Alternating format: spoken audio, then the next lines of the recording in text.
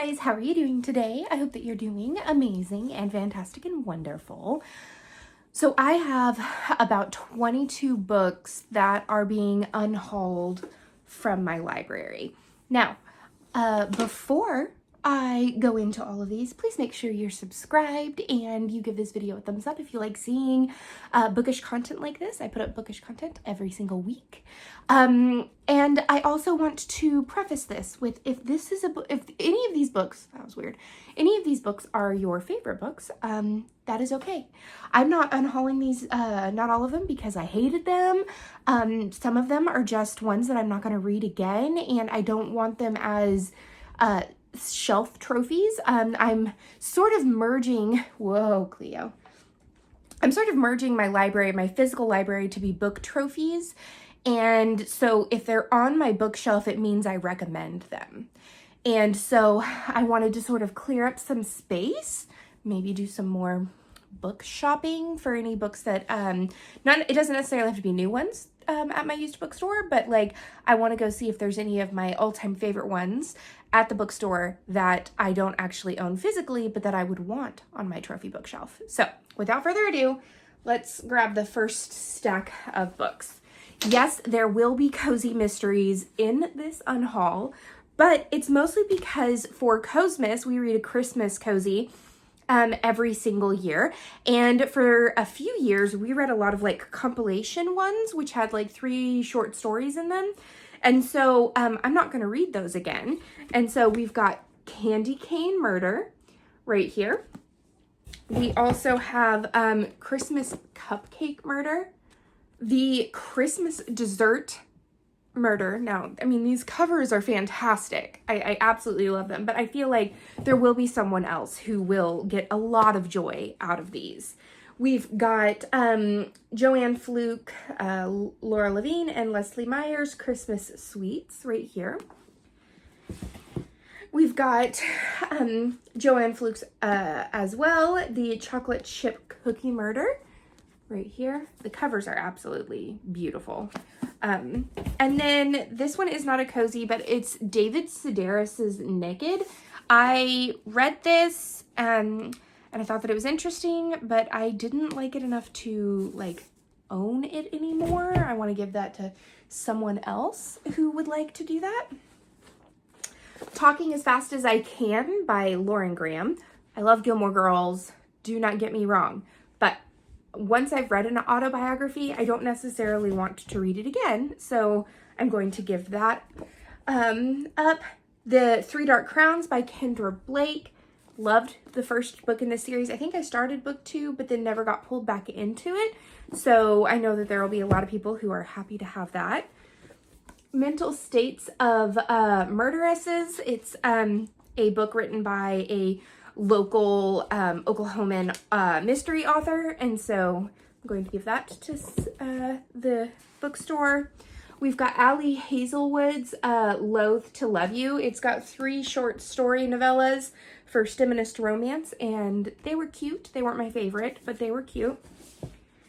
Cackle by Rachel Harrison. I really, really, really wanted to love this, like as much as I loved The Very Secret Society of Irregular Witches. I wanted to love it as much as, you know, that vibe, but I just didn't. And I feel like this is going to be perfect for someone who wants to read this vibe of a book. Again, I went on a whole Christmas spree. We've got All I Want for Christmas by Maggie Knox. The Holiday Trap by Roan Parrish as well. This is an LGBT book, which I really, really enjoyed. I read a whole bunch of Christmassy books last year, including The Usual Santas. This is a collection of Soho Crime Christmas capers. There were some in here that I really enjoyed, but then others that I was not the biggest fan of. We've got the Cozy Cookbook right here. I just never find myself actually pulling for cooking from this specific cozy cookbooks. I like going in as I'm reading a culinary cozy. I'll go and make one of the recipes from the book that I'm reading. I just made a video about how I did not enjoy Love in the Time of Serial Killers. So even though I just bought this last week, I am going to be unhauling it for someone else to have. Mayday by Jess Laurie as well. I'm going to be unhauling. I did just get this one, but I realized I'm not really, I don't really like the writing of this author, Christopher Moore. Like, I love the cover's what really grabbed me, but it's Practical Demon Keeping. I should have really listened to the blurb right here. Christopher Moore is a very sick man in the very best sense of the word, but I don't think it's the very best sense of the word. So yeah, I am going to be unhauling this one. The Deepest South of All. I thought that this was a really interesting nonfiction book, but again, I don't really reread nonfiction books, so I wanted to give this to my bookstore as well. I also have The Immortal Life of Henrietta Lacks. I've got Great Expectations by Charles Dickens. I feel like a kid who's really having to read that for school would enjoy that copy at a deeper discount. And Someone is Mowing. So that is, if you hear that, I'm very sorry. And then Sooner Secrets, A 6-Year-Old Child, The Key to Solving a Murder by Shelley Livesay. This is another Oklahoman author. But I realized that I don't really like reading books where it involves children. In like any kind of capacity with like murdery stuff. That's why I read cozy mysteries. All right, so let's go visit my local used bookstore, Gardner's, and see what we can find. This bookstore is absolutely ginormous and has all different kinds of genres. They actually have a whole entire section that is just cozy mysteries. This has exploded over the past few years, and today I actually got recognized as Courtagonist, and I wasn't sure what to do with my hands. This is a book that I got from my sister, the first in the series. I had never seen a colonial cozy before. The stacks here are so big, and did anybody else know that there were monk books? I did not. All right, I'm going to make this a quicker than I normally would because the car is off and it's like 100 degrees. So with my used bookstore, you get like trade credit. And I rarely use my trade credit because a lot of the books that they, like a series I will absolutely love or like want to try, but they don't have like the first book in the series. And I'm trying to stop myself from doing, what I used to do and go and like buy the first like 12 in a book or whatever. So I got 3 books today. So I turned in 22 books and I got 3 books today and I only spent $4.05 on them. And I still have a trade credit of $269.05, which is pretty darn good. And I made some shelf space in my office. So yeah, let's head on home because I'm getting a little hot outside. Hello, my friends. So I'm back. It is the next day, hence why I look different today. But I thought that I would do sort of a book haul, birthday book haul, sort of a compilation of after we went to the used bookstore yesterday. Thank you. Thank you. You're so sweet. Yeah. We went to the used bookstore and I showed you guys what I got there. So I got Cake and Punishment by Mamie Bell. I just really love this cover of it. It looks so nice. It says Cast Iron Killer, Bucolic, Rumford, Kentucky. Has glowing fields of bluegrass, a fine selection of bourbons, and now a professional pastry chef. Broken-hearted Sophia Cummings isn't home for more than a minute before she is charmed into making a wedding cake for her high school friend, Charlotte. The kitchen at the Rumford Country Club seems perfect until Chef Emile's body is discovered sprawled near the stove, a cast iron skillet on the floor close by. So we've got that one. I, of course, had to grab a Murder, She Wrote. This one is Murder in Minor Key. And it says, after attending a writers' conference in New Orleans, Jessica Fletcher can't resist staying an extra week for the annual jazz festival. In her short time there, she gets a chance to sample everything the city has to offer. It's delectable food, it's wonderful music, and of course, it's a unique brand of murder and corruption. And I had to get it. And then I got A Sprinkle in Time by Dana Mintink. And it says, someone is spoon to be dead. So it says, in the Alpenfest in Upper Sprocket, and yodelers, revelers, and tourists alike have flocked to Trinidad Jones' quaint Oregon town to delight in the fall festival. So this is perfect for the fall. It's quite a bit bigger than book one. My sister got me book one for my birthday last year, and so very excited about that. I got this adorable manga from Kyla for my birthday, and it's The Savior's Book Cafe Story in Another World.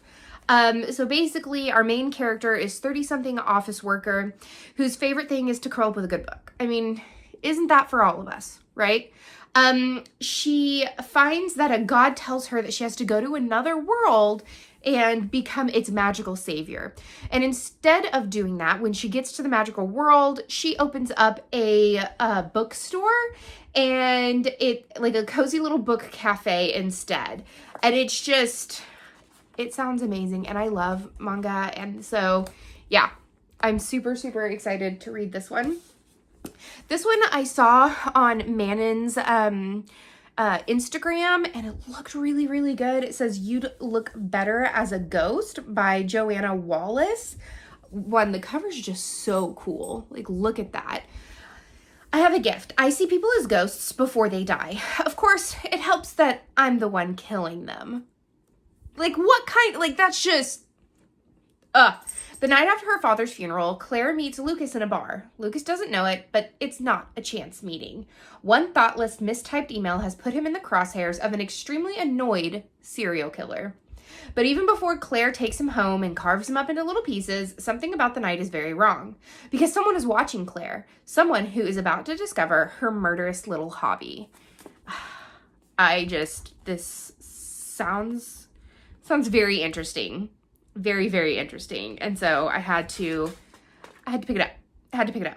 Okay, so that's You'd Look Better as a Ghost. I already started this one, but Ash got it for me for my birthday, and it's the Twyford Code by Janice Hallett, and I'm really, really enjoying it right now. This is being told like through audio files. I think it's like 200 audio files or something along those lines. And basically it says it's time to solve the crime of a century. 40 years ago, Stephen Smith Smithy found a copy of a famous children's book by disgraced author Edith Twyford. Its margins full of strange markings and annotations. His remedial English teacher, Mrs. Isles, saw the mysterious book and became convinced a message in secret code ran through all of Twyford's novels. Soon after, she took the class on a field trip and disappeared. And it's sort of like going through there. I'm already about 40 pages into it and really, really, really enjoying it a lot. We have the other book that my sweet friend Kyla got me, or I think that actually my sister got me the manga. Kyla got me this, Mastering the Art of French Murder, An American in Paris by Colleen Cambridge. The cover is just so cool, and look how clean that is. Oh, that's so nice. I love Kensington mysteries. They're just so nice together. As Paris rediscovers its joie de vivre, Tabitha Knight recently arrived from Detroit for an extended stay with her French grandfather and is on her own journey of discovery. Paris just isn't the city of light. It's the city of history, romance, stunning architecture, and food.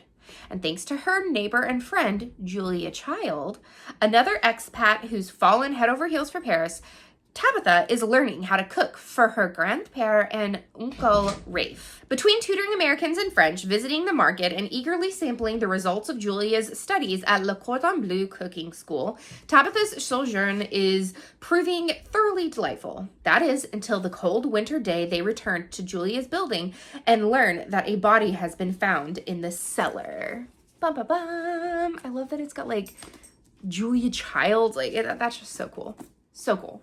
All right, the next book I have is The Mysterious Case of the Alperton Angels by Janice Hallett. I have ordered another Janice Hallett as well. It's just not here yet. There are 3 other books that I ordered as well, and they're not here yet. So this is actually a bigger haul than I'm showing you, because I ordered all of the, sorry, Juno's under the camera. I ordered all of the Crescent City Sarah J. Maas books. I've never read them, so I ordered them because Target was having a BOGO. And then I got the Christmas Mystery by Janice Hallett. But this sounds so good as well. The devil is in the detail. Everyone knows the sad story of the Alperton Angels, the cult who brainwashed a teenage girl and convinced her that her newborn baby was the Antichrist. Believing that they had a divine mission to kill the infant, they were only stopped when the girl came to her senses and called the police. The angels committed suicide rather than stand trial, while mother and baby disappear in the care system. Nearly 2 decades later, true crime author Amanda Bailey is writing a book on the angels. The Alperton baby has turned 18 and can finally be interviewed.